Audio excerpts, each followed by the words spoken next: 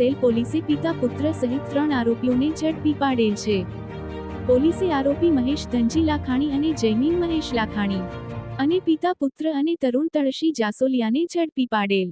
આ બનાવમાં આરોપીઓએ છેલ્લા 20-25 વર્ષથી માર્કેટમાં હીરા દલાલીનું કામ કરતા હતા, જ્યારે આરોપી મહેશભાઈના પુત્ર જયમીને વર્ષ 2021માં હીરા દલાલીનું કામ શરૂ કર્યું હતું।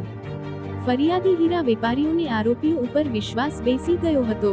આરોપીઓ વેપારીઓનો વિશ્વાસ કેળવી કુલ 8 ફરિયાદીઓ પાસેથી ₹3.14 કરોડના હીરા વેચવા માટે લીધા હતા।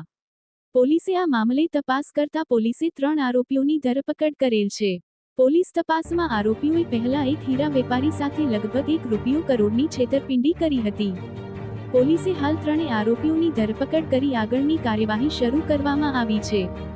Bureau report, Surat.